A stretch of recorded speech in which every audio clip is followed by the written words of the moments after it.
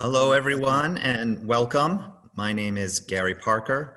I'm the Associate Dean for External Affairs at the Brown School at Washington University, where I also have the great privilege of serving as the inaugural director of the Clark Fox Policy Institute. And this is Open Classroom. It's an opportunity for us to invite you inside our virtual doors, give you an opportunity for some professional development, or even just learning about a new subject or a subject of interest. First, I just want to say that I want to wish all of you good health to you and your loved ones. We know these are unprecedented times, and it's really been amazing how folks have really banded together to try and collectively address the many challenges that have presented themselves. I want to thank Janet Gillow, who's my co-host, who's here today, for all of the hard work that she has done for pulling together an incredible series. I also want to share with those of you who are just joining us that your cameras and microphones have been disabled. However, we want to hear from you, so feel free to type in your comments and your questions into the chat box. You have the option when you're typing them in to either send them to it'll say all panelists, which means that just the three of us will receive them.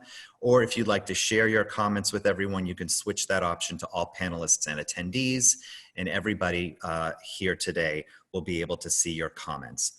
I want to let everyone know about a very special open classroom that we're going to be having next Tuesday at 10 a.m.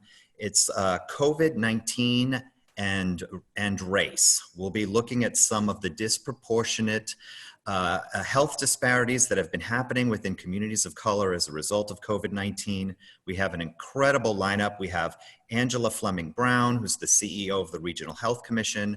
We have Jason Purnell, who's not only faculty at the Brown School and director of Health Equity Works, but he is leading the regional response team. We have Dr. Sean Joe, who is an associate dean at the Brown School and also leads the Homegrown STL project. And we have David Dwight, who is the executive director and lead catalyst for Forward Through Ferguson. And that'll be moderated by my friend Cynthia Williams, who's the assistant dean for community partnerships at the Brown School, and co-hosted by Atia Thurman, who's the associate director of the Clark Fox Policy Institute. So I hope that you will join us for that. Today we have another exceptional program for you. Today we have a strategic assessment of St. Louis growth and equity. And for that, we'll be hearing from Hank Weber. He is Executive Vice Chancellor and Chief Administrative Officer at Washington University in St. Louis. He is also Professor of Practice at the Brown School and the School of Architecture and Urban Design. As the university's Chief Administrative Officer, Mr. Weber oversees a wide variety of administrative and external affairs functions, including on and off-campus real estate, facilities, human resources, university operations, information technology, and security, with a full-time combined and capital budget of over $500 million, and he oversees 1,600 university and contracted staff. So you can just imagine how busy he has been in the university's response to COVID-19. Since coming to Washington University in 2008, he has led the development of the university's real estate and sustainability master plans, long-term housing strategy, and along with the provost and chief financial officer, the university's budget process. He leads Campus Next, enhancing the east end of the Danforth campus, the largest capital project in the history of Washington University.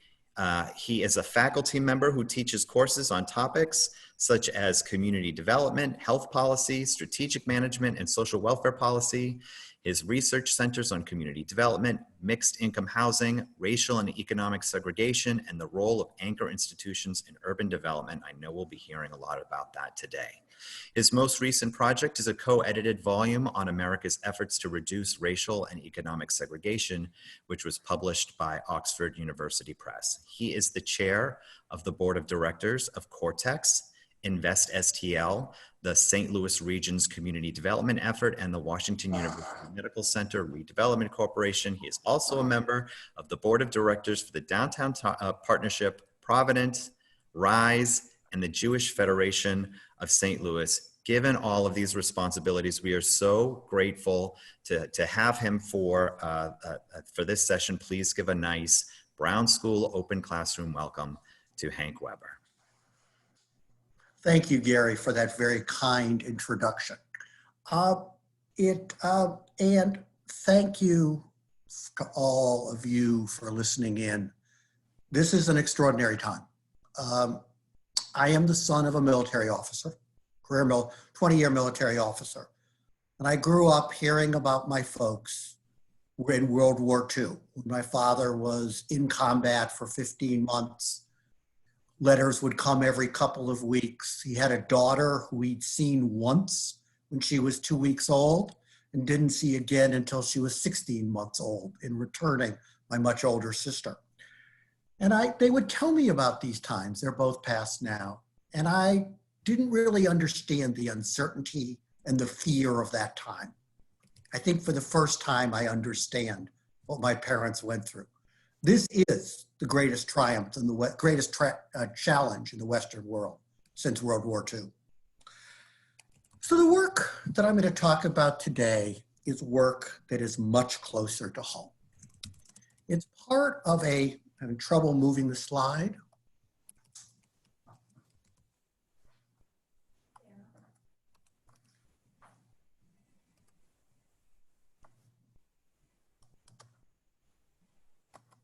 Oh, got it. Thank you.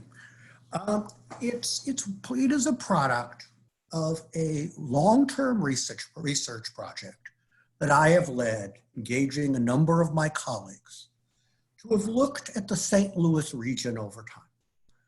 Basically, the goal is to create a fact set that looks at where we are as a region, how we got there, and how we do in comparison to a number of other cities. Inevitably, this raises questions for the things that we do not like, the things that we would like to change raises those questions.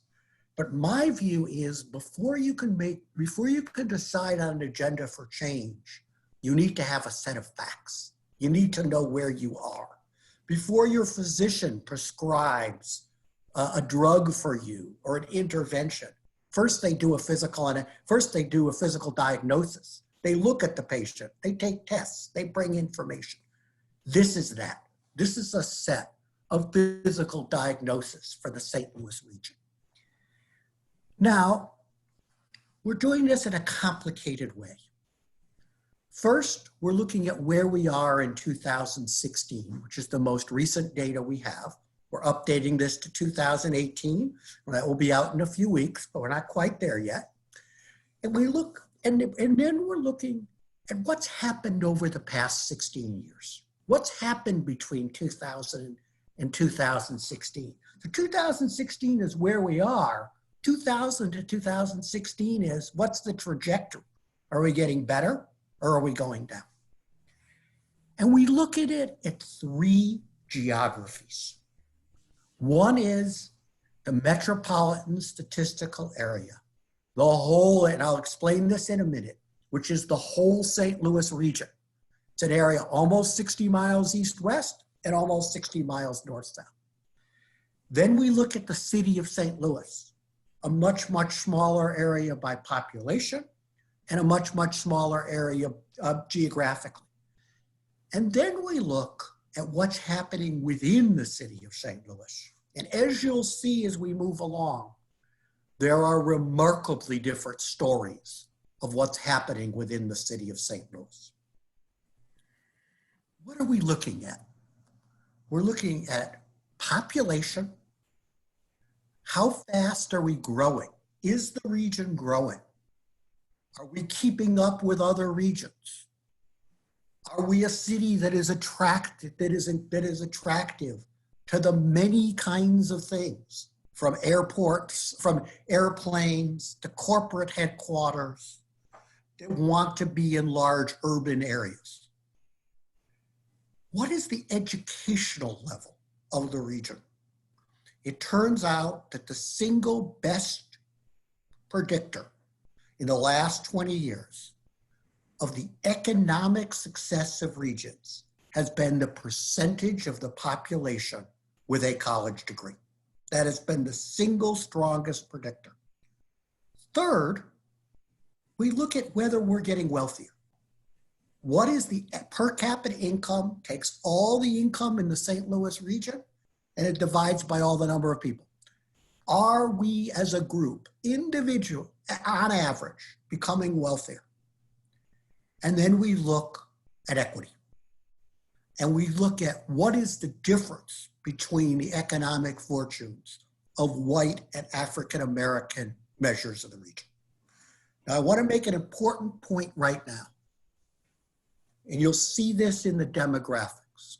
If we were to do this for many other regions in America, we would be looking at per capita income differentials in a broader set of groups.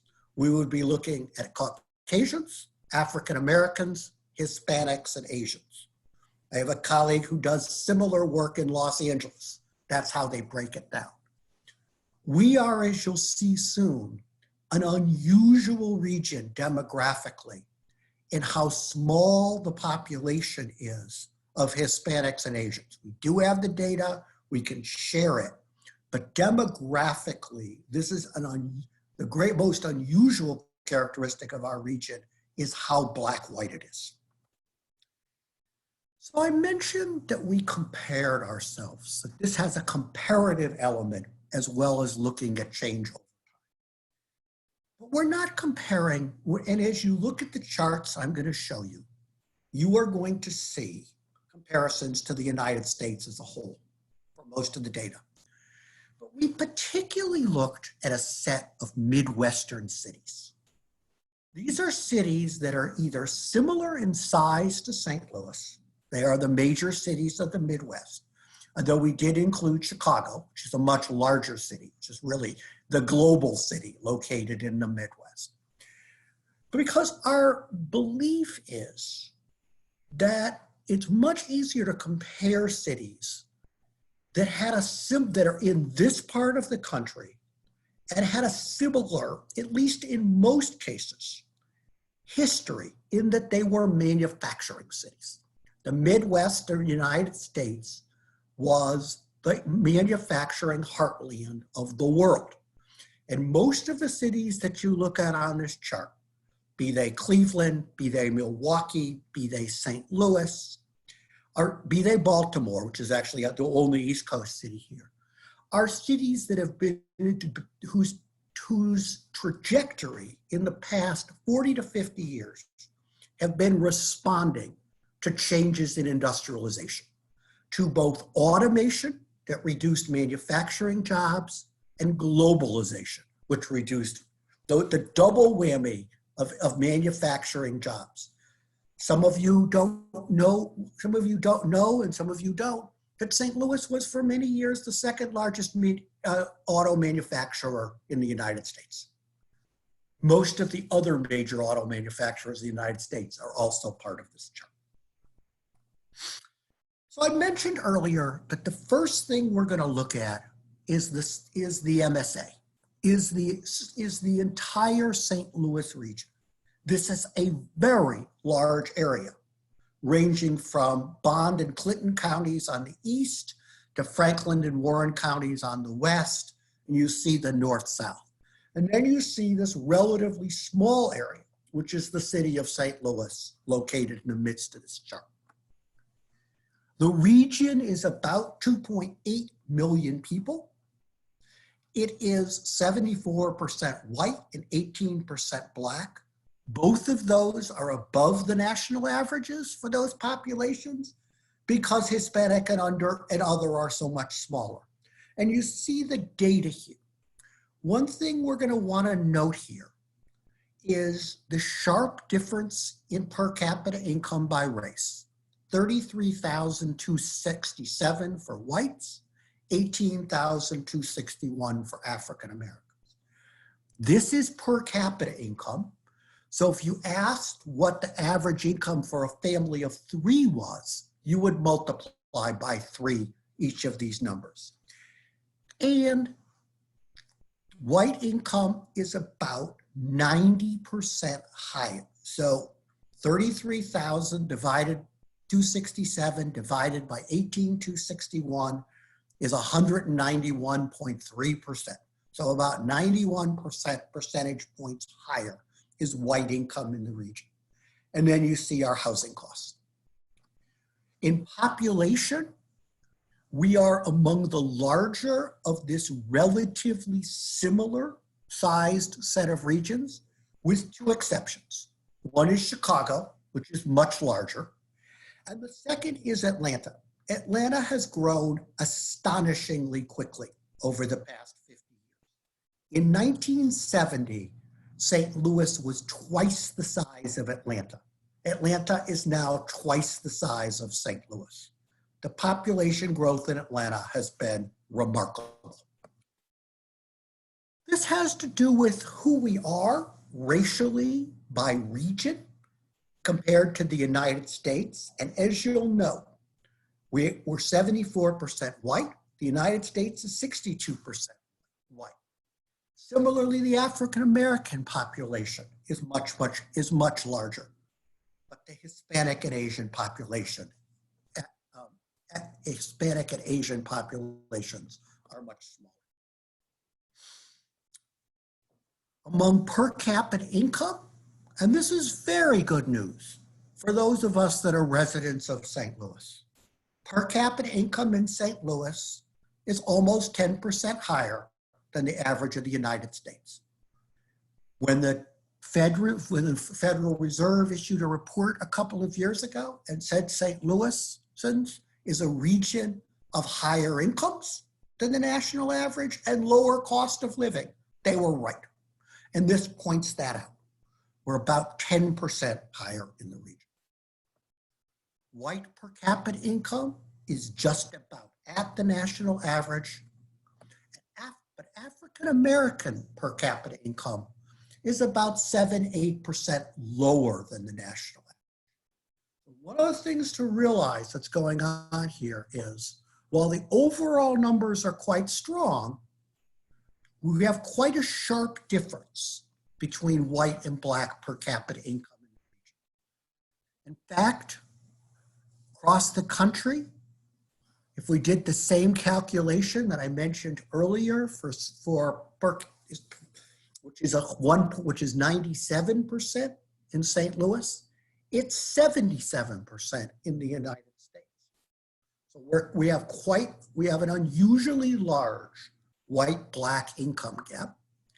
And interestingly, and I want you to notice this, Nashville has an unusually low black-white income gap. I will argue, if you look at one city in this data that we might learn from, that's doing particularly well on growth, particularly well on equity, particularly in its recent years, it is Nashville. So what happened between 2000 and 2016? Three big stories, pardon me. One, we grew by 5.9%. But as you're going to see in a minute, that is much, much slower than the national average. We are growing slowly in St. Louis. And for that, much slower than the national average, much slower than many other cities. And that makes us less attractive to those institutions, those entities, be they sports teams, or be they corporate headquarters, be they major cultural institutions that want to be in large centers. Many of us, certainly I personally, in the days that it was relevant, lament the lack of direct flights from Lambert Airport. One of the reasons we don't have the number of direct flights we would like is because we're not that large a city and we're growing very slowly.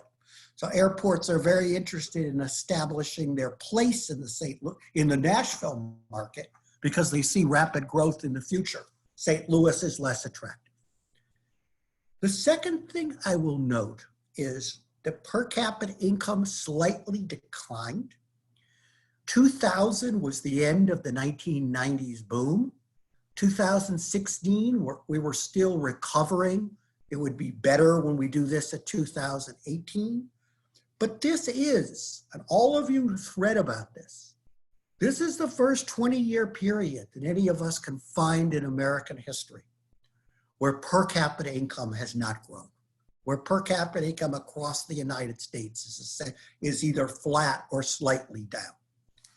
And the patterns by race are disturbing.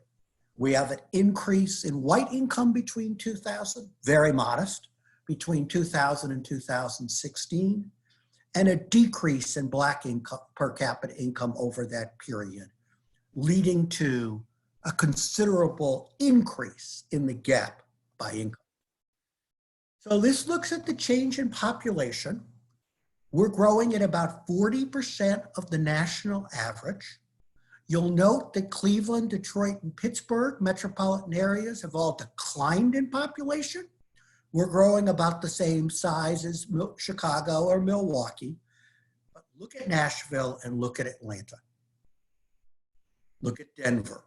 Those are areas of remarkable growth over this period.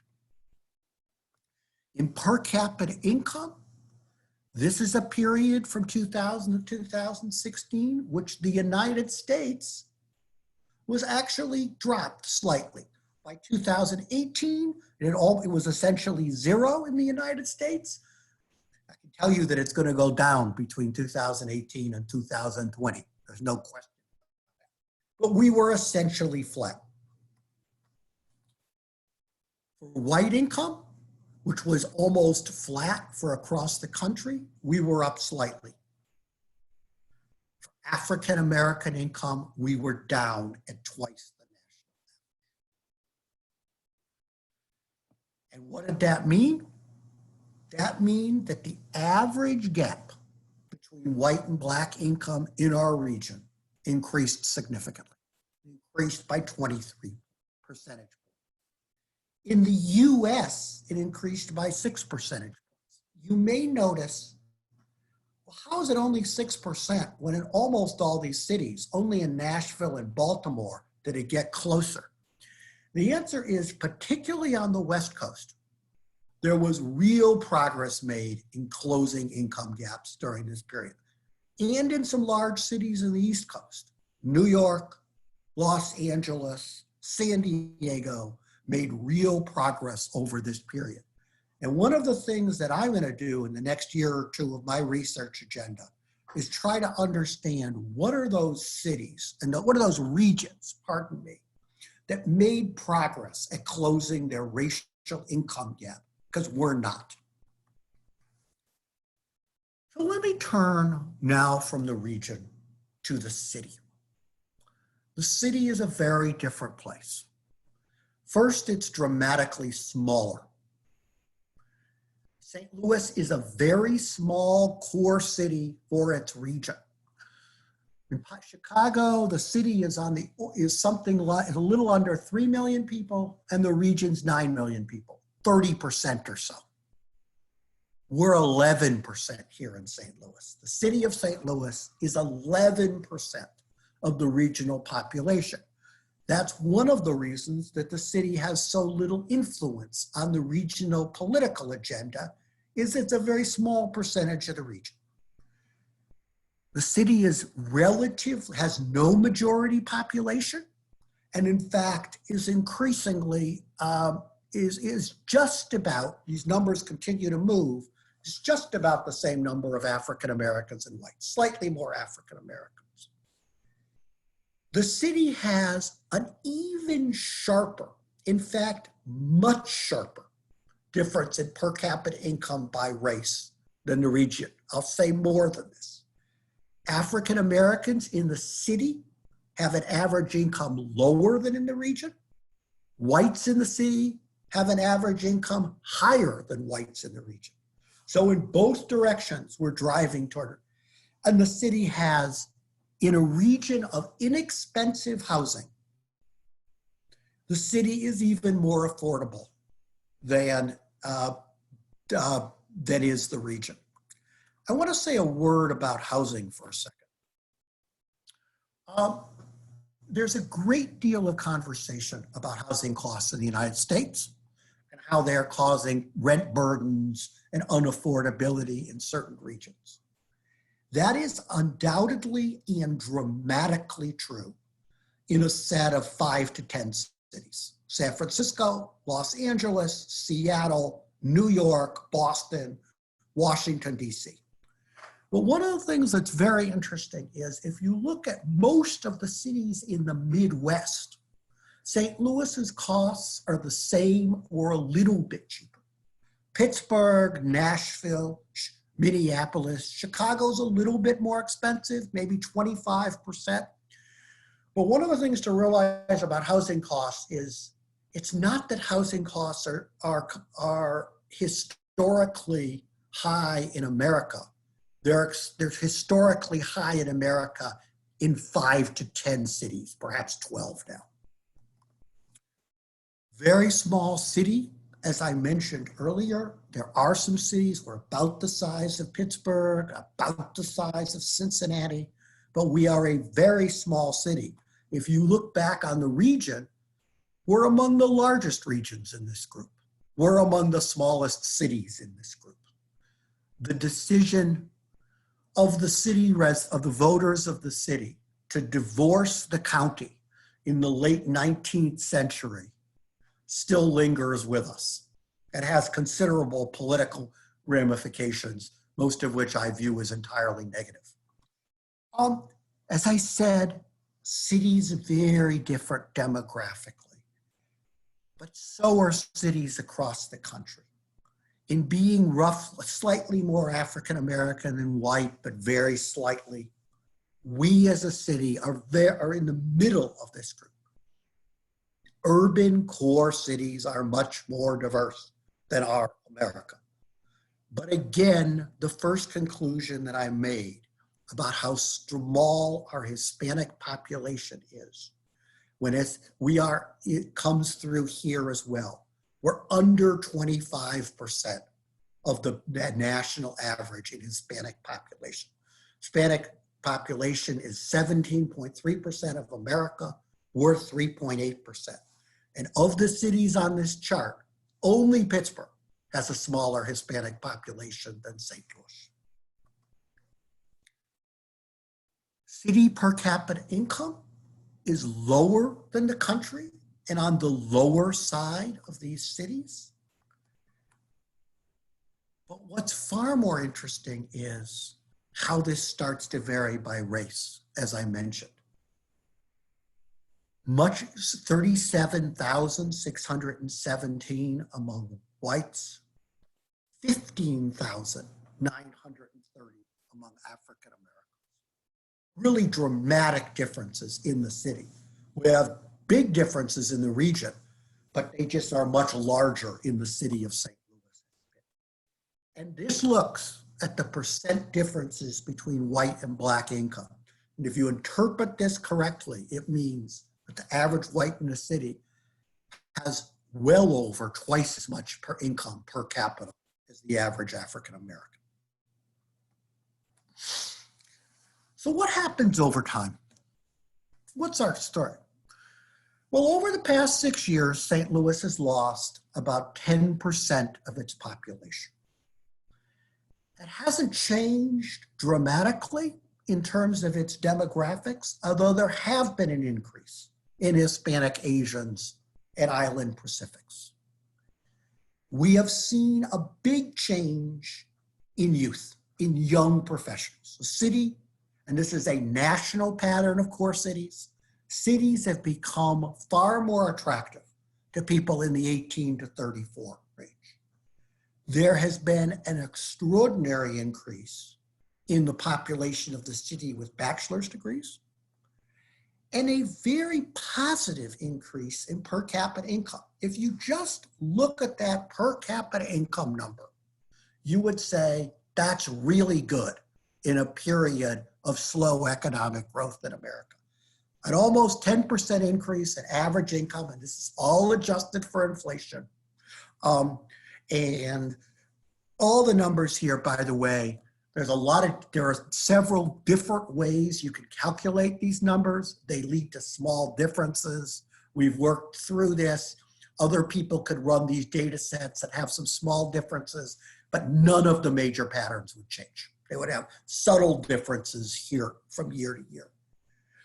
10% increase in per capita income is really good, except that it's all among whites. 13% increase in white per capita income and a 5.3% decrease in black per capita income. So here's our change in population. We're like Cincinnati, we're like Pittsburgh, not too far from Chicago. We have not experienced either the dramatic declines of Detroit or Cleveland or the big gains of Atlanta and Columbus and Nashville and Denver. This looks at the average income, up almost 10%, second among all these cities. In a period where a number of these cities lost average income, this is really good news. But it's all among whites, 16.8%, and a loss of 6.8% among Africans.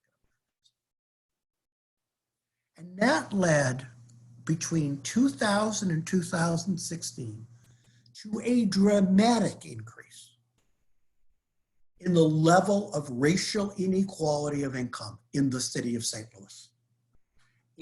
Inequality of income by race grew in America over this period. It grew in the St. Louis region, but it particularly grew in the city of St. Louis. I want to end, before I make a few conclusions and wrap this up for all of you, by talking about some work that looked at the city and breaking down the city. With my team, we broke down the city into 5 regions, 5 slices, if you will. It's like we took the pie and cut it into slices. North City, North Central Corridor. What that means is North Central Corridor is the neighborhood just north of Del Mar. So they're the neighborhoods just north of Del Mar. The Central Corridor, which is the neighborhoods along I-64, downtown, downtown west, midtown, the Central West End, Forest Park Southeast. South Corridor, which is the neighborhoods just south of that, neighborhoods like Botanical Heights, Soulard, etc., Dogtown, and then South City. If you look at the city, what you'll find is, first of all, these vary very considerably in population. And they vary very considerably in who lives there by race. I said earlier that the city has slightly more African Americans than whites, but a very even split. That's only true in the Central Corridor of the city. The Central Corridor mirrors that almost exactly. The North Corridor neighborhoods are about 90% African American. The North City tracts are 95% African American. The South Central Corridor tracts, the Botanical Heights and Tower Grove East of the world, are about 2/3 white, as is the South City tracts. Those who say that St. Louis is African American north of Del Mar, the Del Mar Divide, and white south of the Del Mar Divide are not actually right. The city is African American north of the Del Mar Divide and mixed. There are parts that are overwhelmingly white, but a much more checkerboard pattern south. This looks at the changes in population between 2000 and 2006 in those areas. And there are 3 stories here. First is a very large increase in the Central Corridor. These are the neighborhoods that have benefited from the redevelopment of downtown. These are the neighborhoods that have benefited from being located near the growing employment centers at Washington University Medical Center, at BJC, at SLU, and at Cortex. These are the areas that have benefited from the reorientation of our economy toward eds and meds and IT services. We have declines of moderate size in the North Central Corridor and South City, and we'll have very sharp declines in population in the South Central Corridor and North City. But those are made up of very different things. In places like Botanical Heights and Tower Grove East, much of the decline in population has been the replacement of families with kids, with either single or couples. So we don't see a big change in the households. We see a change in the number of households. We have seen widespread loss of population in North City. This briefly looks at the change in racial politics, in who lives in these neighborhoods. It's an interesting pattern. There is considerable attention being paid, properly in my view, to whether displacement and involuntary loss of population in some South Central Corridor neighborhoods, and the numbers point that out.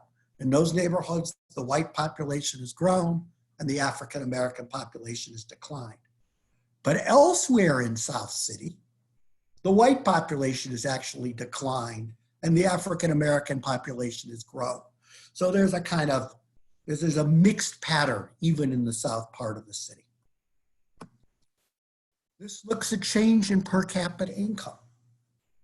And what you see is a very nice growth in the Central Corridor, a very strong growth in South Central, and a very sharp erosion in North City. North City was low in population in 2000 and became lower in population by 2016. So what does all this mean? And I said that the goal here is to set the basis for a policy agenda. First, at the regional level, there's some good news and there's some challenging news. Per capita income is a little bit above average, and housing costs are lower than average compared to peer regions. This leads to higher real wages. And incomes declined less in our region than 2000, 2016 than in many others. We have a very diversified economy, and that actually has been a benefit in this period. But we are growing very slowly as a region. And the lack of growth makes us a less important city, less able to compete for amenities, and less able to compete for business, and less able to compete for many people. One of the things that we see across the United States in recent years is, maybe this will change with COVID-19, but we see people wanting to move and growth in very large cities. And we see a significant gap in Black and white per capita income that grew between 2000 and 2006. The city is really a complicated tale. On the one hand, we continue to lose population, and we continue to be a relatively poor city. The great success of the city has been the rapid growth in the Central Corridor of the city and its increasing attractiveness to young people. That is St. Louis's version of urban revitalization. And it is strong and it is powerful. But we also have, so that's our strength, is the redevelopment of the Central Corridor. The weakness is that we have a large geographic area in North St. Louis of greater than 50,000 residents whose average economic condition is very poor and getting poorer. Just one last slide on opportunities and conclusions, and then I'll throw it open. The per capita income and cost of living data argue that the St. Louis region is an attractive place to live and should be an attractive place for firms to locate. The central core of the city is becoming a magnet for white college educated 18 to 34-year-olds. Slow population growth in the region and the city suggests that St. Louis is becoming a less important region with a weaker ability to attract national amenities and airline hubs. This is probably not the audience that particularly cares about this, but the fact that we lost the Rams and went to be a 2 major sports city instead of 3, we are the size city in a growth pattern to have 2 major sports, not to have 3. And last, on something that I think is particularly important to me and to many of you, the sharp gaps in per capita income by race are morally indefensible, lower long-term economic growth, and set the stage for large-scale social disruption. We have a black-white income differential problem, which is significant, which is more extreme here as the nation, and we also have an area of very extreme poverty in the city, some of which is now growing in the county as well. I would be pleased to answer any questions. Thank you so much for that, Hank. It was really incredibly informative, and we have lots of questions that are coming in through the chat box, as well as a lot of gratitude.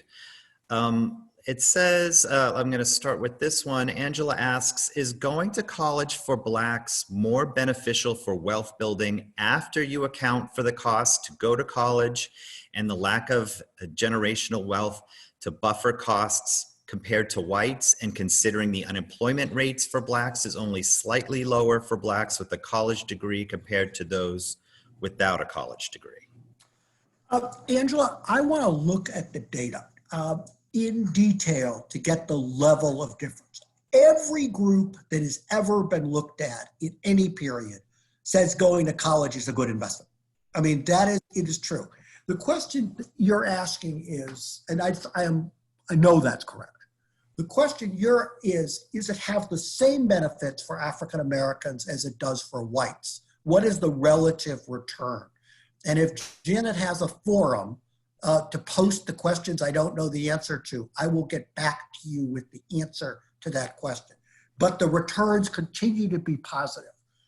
One of the remarkably negative political discourses of the past 5 years has been the questioning of people going to college. Going to college is the best possible return that people can make. We have another question here from Susanna, who's saying, considering the small but growing Hispanic population, what would you project for this population for the future, and what industries are they located? Might you address needs of this particular group as well as the St. Louis regional response to this group? St. Louis is a very unusual region in that we agree on relatively few things other than the undying passion for the St. Louis Cardinals. There is a almost uniform view in the region, as close to uniform as you ever get, that greater diversity of population and greater immigration would be good for St. Louis. We have, particularly in the city, an infrastructure that was built for a city. Well, our high population was over 800,000, but our infrastructure is probably built for 600,000 or 700,000 people, and we have 300,000 now residents. The one big move, which was the move of Bosnians to St. Louis that happened about 20 years ago as a political resettlement, has been entirely positive for the region, even though the population is suburbanized. I don't think there's any question that a growth in Hispanic immigration writ large, and it's most likely to be Hispanic because that's the most of the immigration, would be good for the region. And it would be good for the region. And I think we all agree. The challenge is on how to do that. And the real challenge is that immigration policy is not made by any of the entities in the St. Louis region. Immigration policy is a federal policy issue. And we are in a period of a very sharp reduction in the number of immigrants and refugees coming to St. Louis. This is a case where business, political leaders, community organizations are in widespread agreement that this would be good for St. Louis. The evidence is very clear that immigrants are disproportionately likely to start new businesses, to be engaged in entrepreneurial activity, etc. This would be a good thing, but for the next, for at least until there's an election in America, I don't see this really changing. There's another question here that says that many of the trends are based on income over time. Have you had an opportunity to look at changes in wealth over time? First of all, the data does, we can post a little bit of information that we have on wealth. We can do a little bit. There is no database and no ability to look at the kind of detail that we did by looking at regions of the area by wealth. But I can tell you that the evidence is incontrovertible that differences in wealth by race are much greater than differences in income by race. And this is a product, pardon? Nope. Brookings Institution has done a whole set of papers on this at a national level. And the evidence is so powerful, it can't possibly be different in St. Louis. There are many reasons for it, but the biggest reason for it has to do with home value. You know, there's in Richard Rothstein's book, The Color of Law, he does a thought experiment and he contrasts the people who left the city. Because one of the things we know is that many middle-class people, white and African-American, left the city in the 1970s, 1980s, and 1990s. But those whites who left to go to Baldwin, to Fenton, etc., to go to, actually saw a very nice return on their investment for their children in their home value. Those people who moved to the north suburbs saw dramatically lower returns on their investment. And it's one of the real tragedies of the past 30 years. And a broader question, how do we close the income and wealth gap?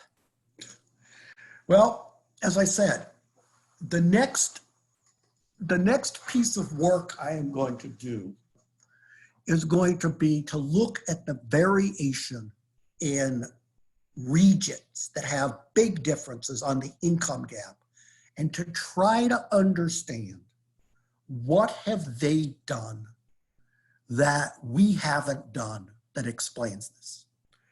There are some things we know that help, some of which frankly are useful and some of which are not useful. It helps, for example, the work that's been done by Manuel Pastor, who's done work on this subject, says that, for example, it helps to have a state capital. Well, that's maybe true, but it's very hard to make that actionable. Clearly, if we could close the college graduation gap, that would help. It does have, even if it has somewhat a little bit higher returns for whites, it still closes the gap considerably. If we can close the gap of people not graduating from high school, who are very, very low income individuals, that would help. I think that it would help. One thing that would dramatically help, but is a very long-term thing, would be to look at the region's economic development strategy with this as an important criteria. One of the things, there are certain industries that produce large numbers of middle-class jobs and large numbers of middle-class jobs which whites and which different groups have relatively equal shares of. The healthcare industry, for example, produces a great deal of RN jobs, and those RN jobs are classic middle-class jobs, produces many of them, respiratory techs, OT. Other industries intrinsically tend to make the distribution of wealth worse. I will be perfectly honest. I chair the board of Cortex. One of our areas is biotech. Biotech is not an industry that helps with the distribution of wealth, or or the racial gap. We're working on it. We think we have strategies. So I think that one of the things that would really help is if we said, as we make economic development strategic decisions, this is going to be a criteria that we are going to use in our decision making. It's also very important to promote entrepreneurship and business formation among minority communities. While that is one of, besides housing, one of the ways that wealth is created is by entrepreneurial activities. And those entrepreneurial activities, for a lot of historic reasons, including structural racism, have not been equally afforded to everybody in the population. And my view is, this is, I think, my most important point about this. I don't think you'll make progress on this automatically. I don't think that if you we do know that a very hot economy is helpful. And I think when you look at the data from 16 to 18, you'll see some modest improvement in some of these gaps. But I think if we are going to take this on over the long term, we have to have a proactive economic development strategy that says this is one of our goals. I do not believe we will get more income, more racial equity in incomes or in wealth without strategies that address that specifically. I don't think a rising tide will lift all boats. Yeah, that's a good point. And now here's an interesting question too. And I've heard this same question asked even outside of this venue. It says, when all issues in St. Louis are seen only in terms of a black-white lens, and the fastest growing minority population is Hispanics, and they feel ignored when it comes to the economic development growth plan for the city, what can be done for this? Yeah, I mean, it seems to me that this presentation doesn't help with that. I take the hit. I take the thing. The truth is that we're going to be a better city if we have a more diverse population. We are going to be a better city. And our economic development plan needs to look at how we become more diverse, how we bring people in, and how we consider them. And I should note that while Hispanics are, of course, the largest non-white group in America, so we naturally turn our attention, there's also Asian populations, which are quite a bit bigger in St. Louis in comparison to other parts of the country. So I think that we have to look at that as well. And now I want to ask two questions that feel like the question is framed in a way that they would like a specific answer, but we'll leave that to you. It says, do you think that diversity among the power base, which is predominantly white, would help lessen the wage gap in St. Louis? Not in a year or two, but over a period of time, yes. I believe that a more diverse leadership group in regions, this is something I'm going to look at in this next piece of analysis, but I'd put pretty good money. I'll put $100 of my own money against a 5, maybe against 1, that I will find that regions that have more diverse leadership structures over time, these things don't move immediately, have more equal outcomes in terms of income. Yeah, no, I couldn't agree more. And it's more than just having a seat at the table, but it's having an empowered voice at the table as well. Yeah, and there's a whole literature that says it's not just a seat at the table, it's critical mass. It's critical mass to influence decision making. If you look at the literature, for example, on women on boards of directors of companies, you'll say, does it move how those companies operate? Not if it's 1 of 15, but if it's 5 of 15, it does. That the literature indicates there is a critical mass. Another question here that's asking, that's kind of referring back to your point about education being the single best predictor of income. They're asking, what about trade schools and apprenticeships? Would you consider that part of that equation? Yes, yes.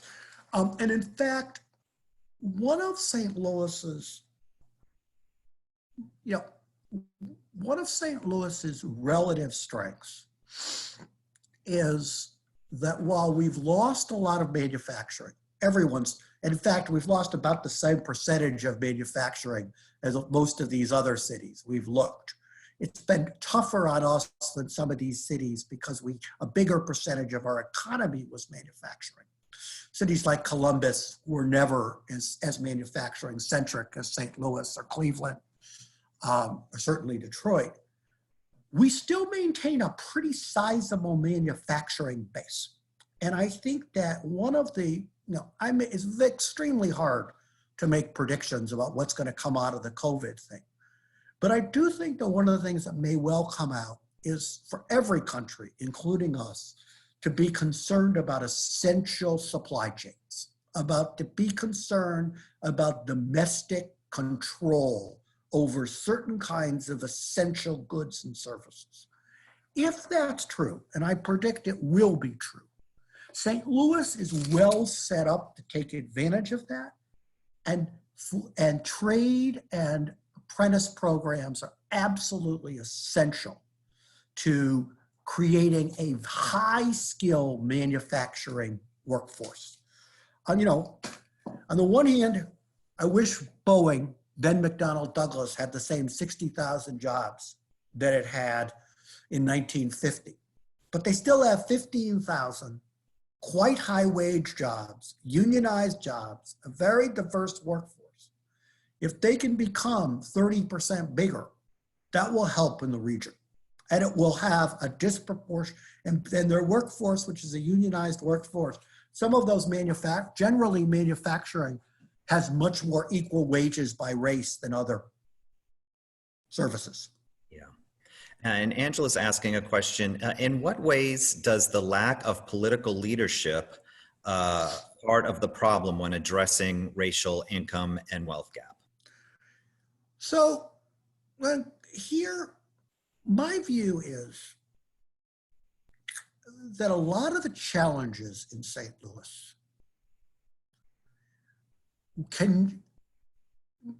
some of the challenges can be laid at political leadership, but many of the challenges cannot.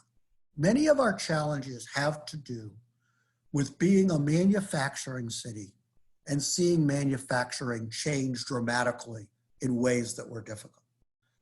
The problem with our with our fragmented political leadership is it makes it hard to respond. It makes it hard to assemble the resources in order to do big and bold things. And often those big and bold things require redistribution. They often require investment. And we have a real challenge in organizing to do that redistribution and investment because of the way we're structured politically. I'm going to give two examples. New York City is obviously a much wealthier city, but a huge city. When it decided, the Bloomberg administration, which I understand was, had its challenges too, when the Bloomberg administration decided that New York City was too dependent on tourism and on the finance industry for its financial future, and obviously tourism is not a great place to be at this particular moment in time, they decided to make a huge investment in building a high-tech system. They took a piece of very valuable land on Roosevelt Island. They got the best higher educational institutions. They went after a whole set of companies. We can talk about whether this was exactly the right strategy, but they could assemble the capital and the expertise to say, we're going to go all in developing a high-tech environment for our city. The city of Chicago, which is 3 million people, decided, and this is an equity thing, said one of the reasons that the South Side is really struggling is while the lakefront on the north side of the city is fabulous. It's where the zoo is, it's where the beaches are, etc. The South Side lakefront is not a great amenity. It's primarily rubble, etc. And they made a set of really big investments that completely changed the value of that lakefront to current residents of the South Side and to new residents. They assembled those resources. Our system makes it very hard to assemble large amounts of resources to respond to problems. I mentioned earlier that our single greatest problem in the region, in my view, is two areas of deeply concentrated poverty, one in East St. Louis and the other in North City, and now growing into certain north suburbs. The North City, in neither of those cases, East St. Louis as a municipality or the city of St. Louis, are there the kind of resources that you would think that you could put into a dramatic attempt at that problem. Frankly, let's be clear, most high wage workers, families in the region they certainly don't live in East St. Louis. And very few of them live in the city of St. Louis. They live on a few blocks. There are a few blocks of very high-end housing in a few sections. But the ability to generate wealth by redistribution and the ability to act collectively on big problems is very much made more difficult. There are some people in there are heroes in this region. And there are people, and some of those heroes are people who've done things to work around our political system. The heroes created the Zoo and Museum District, the Regional Health Commission, Great Rivers Greenway and the park system. We have and some of those things have led to remarkable results. The reason the zoo and the art museum are great and free is because of the Zoo and Museum District. We would have, as much as we have, even more difficult health outcomes than we saw here with income outcomes. Without the Regional Health Commission, they would be even worse. So we've created, but we're always creating structures. Even in COVID, we've had to create a new structure to force regional cooperation on things that are regional problems. So our fragmentation of government means that we have to be entrepreneurial. And I think that there are remarkably skillful people who've been entrepreneurial and are, but it's dramatically more work. It's just dramatically more work than it would be if we had a regional. I can't prove this, and I'm not sure I can ever prove it, but I believe that one of the reasons Nashville has been so successful is Nashville is basically a regional government of the equivalent of the city, the county, and a couple of other counties. Not the entire region, but much of it.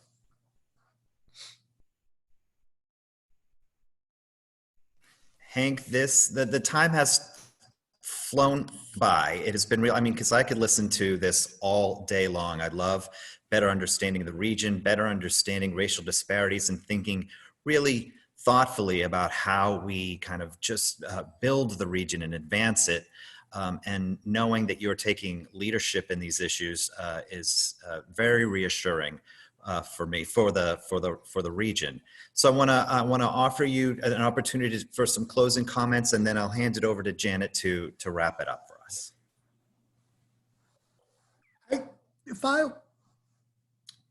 Over the long run, the record is clear. In cities versus their suburbs, in neighborhoods and regions, over the long run, we are in this together. We're not always in this together in the short term. There are conflicts, there are zero-sum games, and we all know that. But I believe that the data is incontrovertible that the more diverse regions, the more equal regions are also the more prosperous regions in the long run. And the challenge for all of us is to create structures and to take actions in St. Louis that create growth and create equity, and move both of those things, and to form an agenda that brings together a commitment to growth and a commitment to equity, both. Not everything some things should be more about one than the other, but it needs to be a balanced agenda. And over time, more equity will lead to more growth, and more growth, if we have an equity strategy associated with it, will lead to more equity. And that's the challenge that many of us, and I hope many of you, are engaged in over time. And the last thing I'll say is, a lot of it is political. A lot of it is going to be decided through the political process. And it's going to be decided not just in the city, it's going to be decided in Webster Groves, and going to be decided in St. Charles County, and going to be decided everywhere. In fact, it may be that the most influential people are going to be those of you who live in St. Charles County and can influence its perspective. That may be over time. But I think that it's going to take thought, and it's going to take political activism. Some of the most prominent, I work in segregation, and some of the most prominent things, best things that are happening in the region are happening in cities and towns around the region where local residents, folks aren't going to listen to me about the need for affordable housing in their community. I'm some guy who lives in the city and works at Washington University. But when 30 residents who live in those cities say it's time for us to do something, that's really different. So thank you very much. Hey, thank you so much for that, for the informative talk and for the call to action, honestly, of what's needed in our region. This has been a wonderful conversation. I appreciate all the great questions coming in from the chat and the participation of our open classroom. I'm going to close this out with just a program note. Hank had mentioned our Cardinals baseball, and oh my goodness, I'm missing it. We cannot offer you baseball, but on Tuesday we do have a double header for you. Social work, public health, social policy style.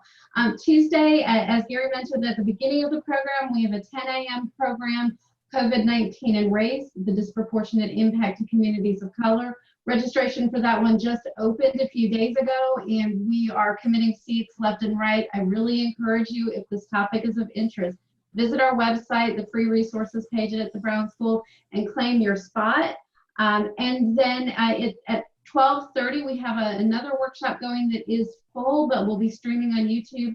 And that one is school-based mental health, helping parents manage student anxiety. Obviously a topic that many people are contending with at this time. So we look forward to seeing you on Tuesday and at future offerings of Open Classroom. So grateful for your participation, and we sign off now wishing you healthy, safe. Can't wait till we can welcome you back to campus. Bye, everybody. Thanks again, Hank. Thanks, everybody.